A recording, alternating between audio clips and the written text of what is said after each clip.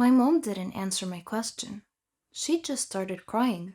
Dad took Adam outside the room and left us alone. Mom said, I'm just getting my face and a few things fixed. I'm getting a facelift, Chloe. I said nothing back. When she's the one I can always count on to cheer me up, now what am I supposed to do?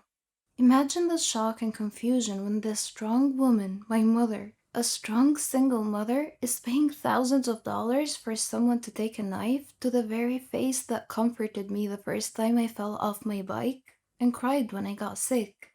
For the last year, she has refused to be in pictures because she's so obsessed with her laughter lines and chubby cheeks. So, ever the problem solver, she has decided to do something about it.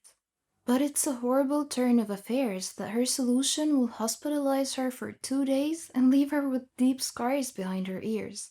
My heart just sank. I couldn't believe she felt so bad about her face. I imagined the hours she must have spent alone, gazing sadly into that mirror, wishing away features that, to me at least, are totally beautiful. Why would something so extreme be necessary for her to be happy with how she looks? This was the first time I had seen her without makeup on in as long as I could remember. She looked tired and nervous. Well, we were both bundles of nerves, but I tried to make small talk to distract her from the dawning reality that she was facing major surgery. There was no way of talking her out of it. After 2 days, Dad took me and Adam to visit her. As we entered the recovery room, the first thing she said was, I wish I hadn't done it.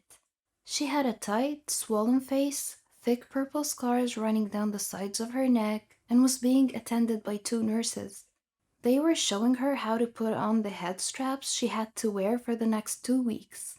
Why did I do this? She repeatedly asked me. I wanted to cry, though at this point all I could do was thank the nurses, pick up my mom's bags, and most importantly, reassure her that I'm sure she would look amazing.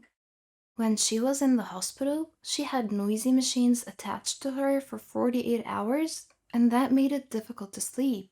And worst of all, she felt trapped and helpless. The week after the operation, she seemed sad, drained, and confused.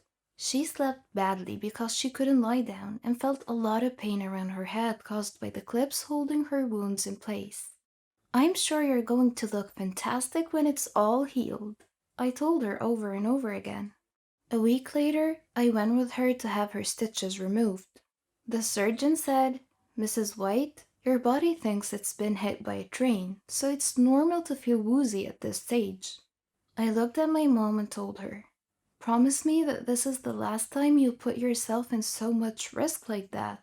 And before she could even say anything back, she looked at the surgeon and told him, I'd like to talk to you about liposuction around my middle.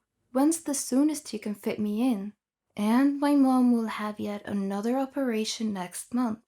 I will have to go through the whole miserable process again, with no assurance that this procedure will be the one to finally make her happy with the way she looks. We went back home. My mom stood in front of the same mirror, still not looking happy. I just went upstairs and texted Liam a long apology because I bailed on him. Well, my mom and I never discussed the money she took from me. All I know is that the face that will look back at me over lunch or at my prom won't be her face anymore. It will be a synthetic version of her, reimagined and sculpted by a doctor promising her the self-esteem she was so desperately seeking. This experience has left me with one unanswered question.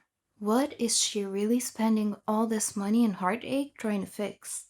And no, I will not be discussing what her new face looks like because the main thing is that it doesn't look like my mom.